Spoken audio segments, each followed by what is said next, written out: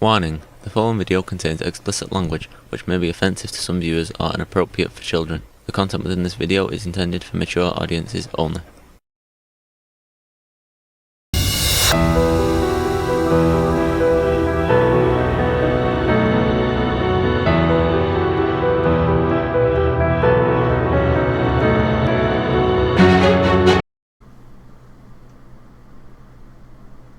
Hello and welcome back to another The Black Tapes. We are still in episode 2 of season 1, A Tale of Two Tapes, part 2. And we're going pretty good. I was doing some pretty good uploading, then sinuses hit me, and Batman Cape Crusader came out on Amazon Prime, and being a big old comic book nerd, well, I had to check it out.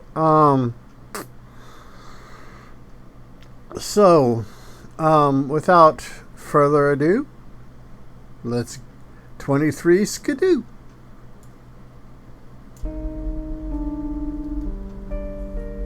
What could make a mother delete every single photograph of her child? First day of school? Trips to the grandparents? Those are keepers. No pictures on her phone? Nothing framed in the hall. Something is definitely way off here.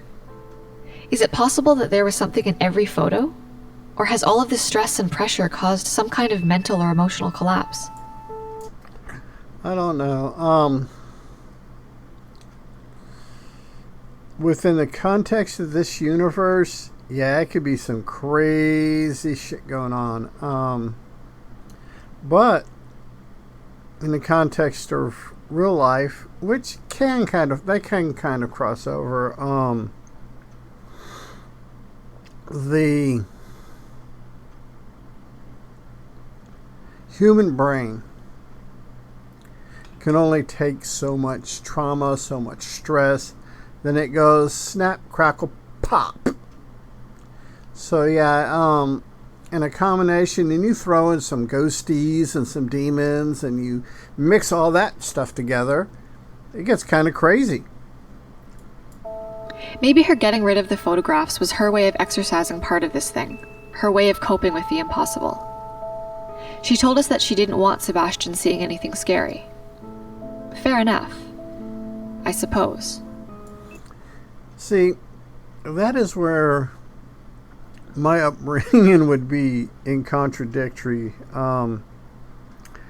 Being Gen X and our parents being fairly delinquent in our upbringing, scary things were like the norm. So, it's...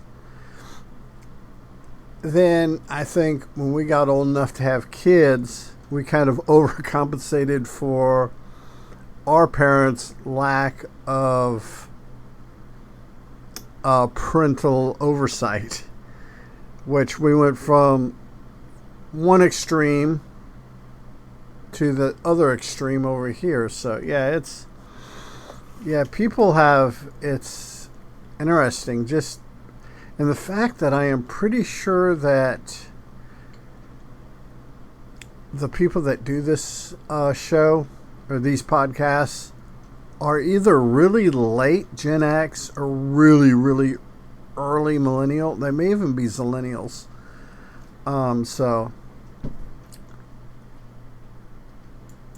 You still think I'm seeing things. I didn't say that. You think I'm crazy, but I know what I see.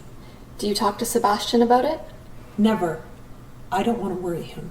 That's understandable. You don't know what's understandable, Dr. Strand. You still think I'm crazy. You all do. You can't see him because it's not you he wants. Who are you talking about? Don't act like you don't know. You just want to make me sound crazy for your radio show. Yeah, I can understand the mama's reluctance on talking, because I imagine there's other people that have set her up. I would never, Miss Torres. Rodriguez, please, I'm genuinely interested in what you have to say about all of this. Come with me.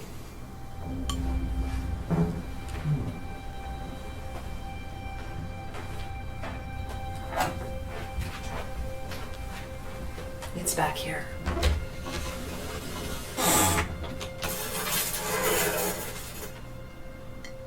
There. What is that? You see now?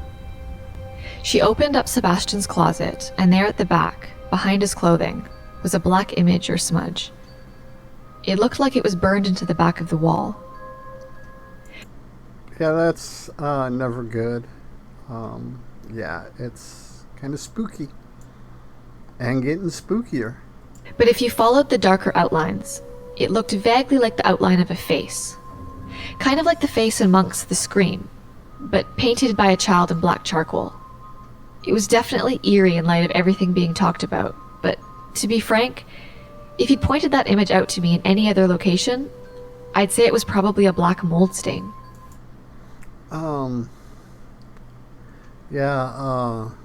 Somebody being in East Texas and having the humidity that we have, yeah, mold stains are a real thing. And I understand her reluctance to want to believe, but at the same time, you know, evidence is piling up. So it is, you know, we gotta go see where this leads to. Did your son draw that? Does this look like something a child would draw? To be honest, yes. Yeah, that's just kind of rough right there. Why would Sebastian deface the back of his closet? He is a good boy. I'm sure he is, but children draw all kinds of dark images. It doesn't mean that they're unhappy or bad in some way. Sebastian didn't draw this thing. You know he didn't.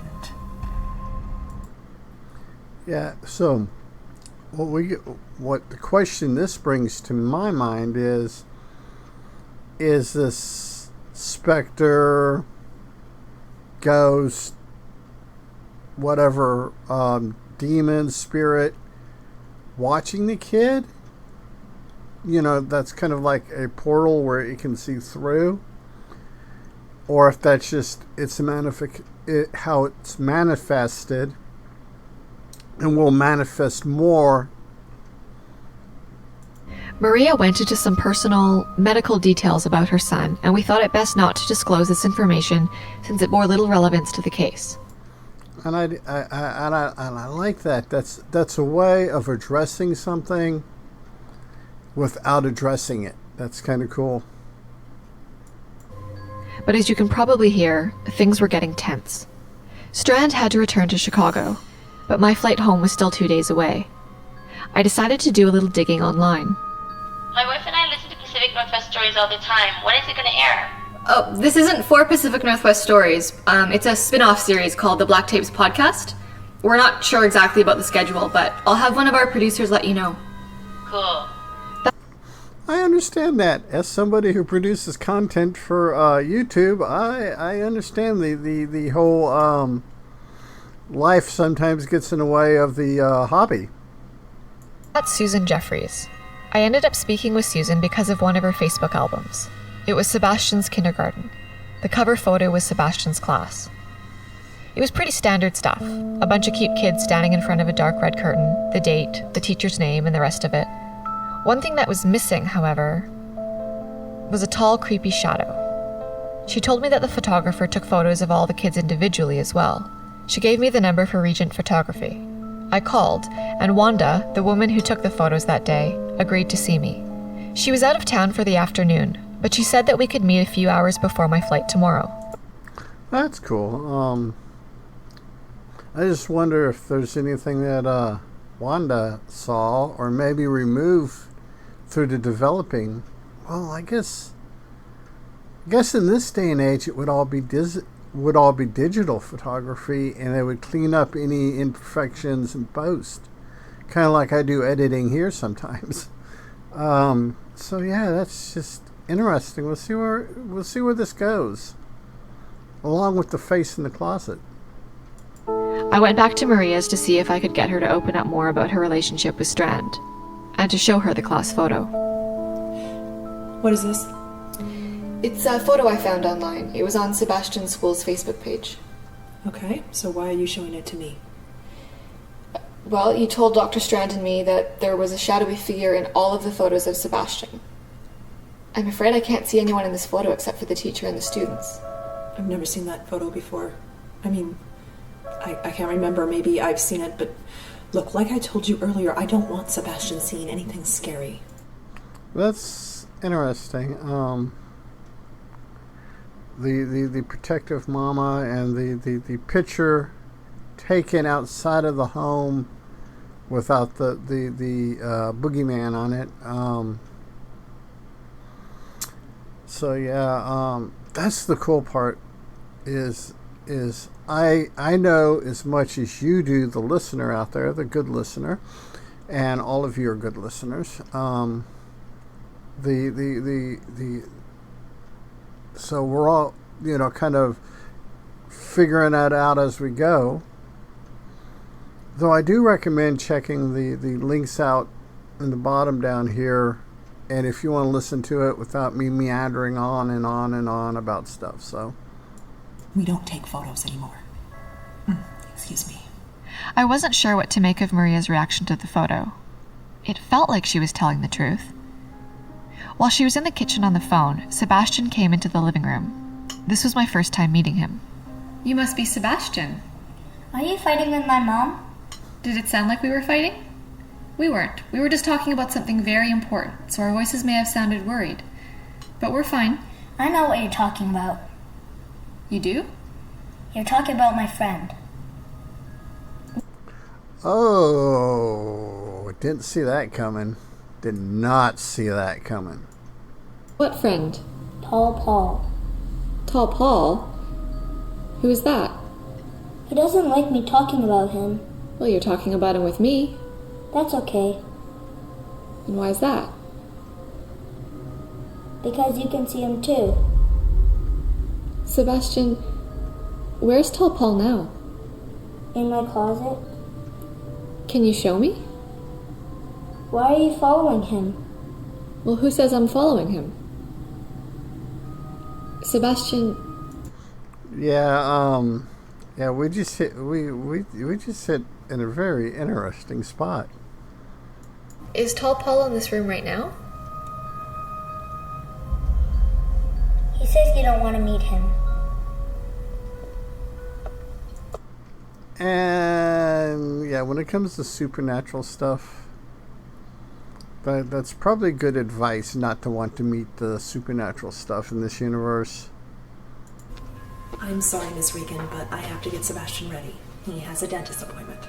I understand. Sebastian is not your typical kid. He reminded me of those child actors they always cast in ghost movies. Those ethereal, way wise beyond their years kids. I.e. Danny Torrance. I believe Danny Torrance is the kid from The Shining. No, his father might be Danny. Well, the little kid from The Shining. And in the novel, the actual novelization, he's really kind of crazy. Not crazy, just kind of the ethereal thing. Wise beyond his years. So yeah, that's the vibe I get. Scary kids. Or am I describing him that way because of the context? Was I experiencing what Dr. Strand calls apophenia?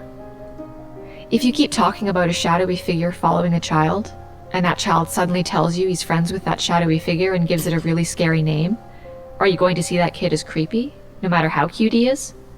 I went to meet with Wanda Duguay, the photographer who took Sebastian's class photo. Yeah, I remember this photo. Wanda's been with Regent Photography for 6 years.